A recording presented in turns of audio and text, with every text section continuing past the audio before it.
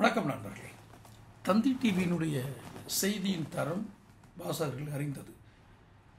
அத்தனை ஒரு தரமான செய்தியாக தர நுகர்வு, அதாவது இந்த நியூஸ் கன்சம்ஷன் இருக்கு இல்லையா, அந்த அளவிற்கு அவர்களிடம் தரம் இருக்காது என்பது ஓரளவுக்கு அதன் வாசகர்களாகிய எல்லோருக்கும் தெரியும்.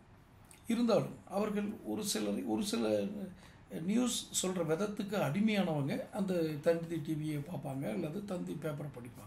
இந்த தந்தி டிவி ஒரு நாளும், நான் நியூஸ் பேப்பரை கூட விட்டுருங்க, இந்த டிவி சேனல் ஒரு தலைப்புகளே ஒரு தரம் தாழ்ந்த தலைப்புகளாக இருக்கும். இன்று நான் 4/5/2025 இன்று நான் பதிவு செய்த அன்று காலையில் தந்தி டிவியில் பொதுவாக சேனல் மாற்றும் போது ஒரு இது போட்டிருந்தாங்க. கோவா உல்லாச பயணிகளுக்கு கோவையில் நடந்த சோகம், இந்த மாதிரி. கோவாவில் பயணியர்கள், அந்த டூரிஸ்ட், சர்வதேச டூரிஸ்ட் எல்லாருமே, பயணியர்கள் எல்லாருமே பாதிக்கப்படுறாங்க.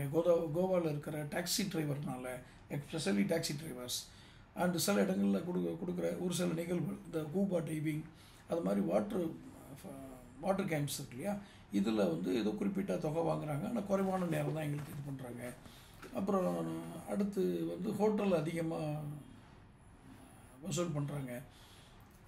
இதுக்கப்புறம் ஒரு சில தரமற்ற உணவுகள் கொடுக்குறாங்க, உணவகங்களில் அந்த தரம் இல்லை அப்படின்னு சொல்லிட்டு. இதுக்கப்புறம் ஒரு ட்ராவல் ஏஜென்ட் பேசுகிறார், அவர் சென்னையை சேர்ந்தவர். கோவாவை பற்றி குற்றச்சாட்டுகளெல்லாம் சாமர்த்தியமாக அவர் சொல்லாமல் தவிர்த்துட்டார். சாமர்த்தியமாக அப்படி தவிர்த்துக்கிட்டு ஒரு வார்த்தை சொல்கிறார்.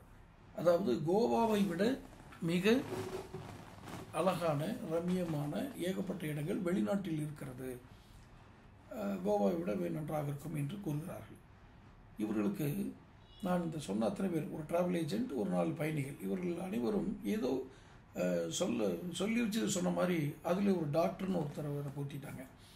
அவர் சொல்கிறார், அவர் காரை எங்கேயோ போய் ஒரு சின்ன இடத்துல இடிச்சிட்டாரா, அதில் லைட்டான ஸ்க்ராட்ச் ஆனால் அந்த காருக்கு, ஆனால் சுற்றி ஒரு 10 பேர் சேர்ந்துக்கிட்டு இவர்கிட்ட ஒரு 10,000 20,000 வாங்கிட்டாங்க அப்படின்னு சொல்கிறார். இவை அனைத்திலும் இது கடைசியில் அந்த கோவா முதல்வருடைய ஒரு 2-3 சில நொடிகள் பேசுகிறார். இதெல்லாம் வதந்தி, கோவாவில் அப்படி எதுவும் நடப்பதில்லை என்று கூறுகிறார். இதை எல்லாத்தையும் ஒரு பக்கம் வச்சுட்டு என்னோட தனிப்பட்ட அனுபவத்தை சொல்கிறேன். கோவா கிட்டத்தட்ட நான் ஒரு 4 முறை கோவா போயிருக்கேன். எனக்கு முதலில் கிடைத்த ஒரு டாக்ஸி டிரைவர் பிரவீன், அவர் பேரை கூட சொல்கிறேன். சவுத் கோவாலே இங்கே ஒரு ஹோட்டலில் தங்கியிருந்தேன். ஏர்போர்ட்லேருந்து கொஞ்சம் தூரம் தான், வாஸ்கோன்னு நினைக்கிறேன். அப்போது அவர் ஒரு அழுக்கு உடை, அழுக்குன்னா சரியாக துவைக்கப்படாத கசங்கிய சிறிது அழுக்கு படிந்த உடை, சரியாக வரப்படாத ஹேரோட ஒருத்தர் ரிசப்ஷனில் நின்றுட்டு இருந்தார். நான் அவர் என்னன்னு தெரியல, நான் என்ட்ரி போட்டுட்டு போயிட்டு எனக்கு ஒரு கேப் வேணும் அப்படின்னு. உடனே ரிசப்ஷனில் இருக்கவங்க இந்த அவரை காட்டினாங்க. ஏற்கனவே பார்த்தீங்க ஒரு கொஞ்சம் ஒரு இதாக இருக்கார் அப்படின்ட்டு, அவர் வாங்க சார் அப்படின்ட்டு கூட்டிகிட்டு போனார். ஷோகேஸ் எல்லாம் எடுத்து வச்சுட்டு மீட்டிங் போயிட்டு அப்புறம் அவர்கிட்ட கேட்டேன், இதில் எங்காவது எனக்கு கோவா சுற்றி காட்ட முடியுமா, நான் ஒரு நாள் ட்ரிப்பு தான், நாளைக்கு காலையில் எனக்கு ஃப்ளைட்டு காலையில் தம்பின்னு கேட்டுட்டு மலமலன்னு அவரே பிளான் பண்ணுறார். கிட்டத்தட்ட 220 கிலோமீட்டர் என்னை சுற்றி காட்டினார் ஒரே நாள்.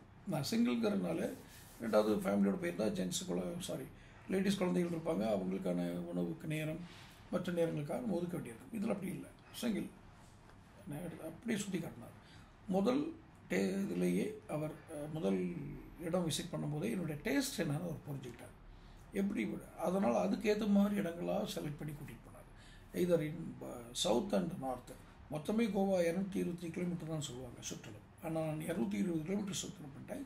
எல்லாத்தையும் பார்த்தீங்கன்னு சொல்ல முடியாது, பட் அவர் காட்டின இடங்கள்லாம் அத்தன்டிக் கோவா. அது ஒரு அருமையான, இன்று 2025 கிட்டத்தட்ட 5-6 வருடங்களுக்கு பிறகும் அவர் பெயரையும் அவருடைய செயலை ஞாபகத்திருக்கேன் என்றால் தட்ஸ் கால்டு கோவா. சரி, அதுக்கு அப்புறம் கூட ஒரு 4 முறை நான் சென்றேன் என்று கூறுகிறேன். எந்த முறையிலும் எனக்கு ஒரு அபத்தமான டாக்ஸி டிரைவரோ அல்லது அதிகம் வசூல் செய்யும் ஹோட்டல்களோ, நாம் செலக்ட் செய்கிற ஹோட்டலுக்கு தகுந்த மாதிரி தான் இங்கே ப்ரைஸ். நீங்கள் கூடுதல் என்றால் அது ஸ்டார் லெவல் ஹோட்டலாக இருக்கும், ஸ்டார் லெவல் இல்லை என்றால் அதற்கு ஒரு கட்டணம் இருக்கும். அப்படி நான் ஏமாற்றும் டாக்ஸி டிரைவர்களை கோவாவில் பார்த்ததில்லை. நான் கொஞ்சம் ஆழமாக என்னுடைய எழுத்து பணிகளுக்காக சிலரிடம் பேச்சு கொடுக்கும் பொழுது அவர்களிடமிருந்து நான் பெற்றுக்கொண்ட ஒரு செய்தி, இங்கு குற்ற செயல்கள் என்பது மிக குறைவாகவே நடக்கிறது. அப்படியே நடந்தாலும் அது வெளி மாநிலத்திலிருந்து வந்து இங்கு தங்குபவர்களாக இருக்கிறார்கள்.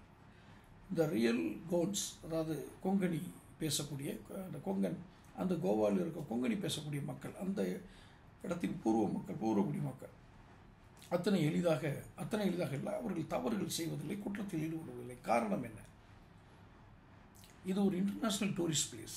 இங்கே ஒருத்தர் செய்த தவறுனால எல்லாரும் பாதிக்கப்படுவார்கள். அந்த புரிதல் அந்த மக்களிடத்தில் இருக்கிறது. மிக நேர்மையாக நடந்து கொள்கிறார்கள். இன்னொரு விஷயத்தை நான் கவனிக்கிறேன். கோவா கோவிட் சமயத்தில் லாக் ஆயிருந்துச்சு, டூரிசம் லாக் ஆயிருந்துச்சு. அந்த ஃபஸ்ட்டு ஓப்பன் ஆனதே கோவா தான். காரணம், அங்கு கோவிட் தொற்று மிக மிக குறைவாக இருந்தது. நான் அந்த கோவிட் தொற்று முடிந்தவுடன் ஒரு முறை டூர் செஞ்சிருந்தேன். அந்த ரிலாக்ஸ் பண்ண உடனே ஒரு முறை கோவா டூர் போயிருந்தேன். அப்போ நான் கவனித்தேன், ஒரு மெடிக்கல் ஷாப்புக்குள்ளே ஒருத்தர் தான் நின்றாங்க. எல்லோரும் வரிசையில் நின்றார்கள். வரிசையிலும் அந்த சமூக இடைவெளி, சோசியல் டிஸ்டன்ஸ் வச்சுருந்தாங்க, மாஸ்க் போட்டிருந்தாங்க. நான் போன எல்லா இடங்களிலுமே சுத்தம் எப்போதுமே இருக்கும். கோவாவை பொறுத்த வரைக்கும் சுத்தமாக இருக்கும்.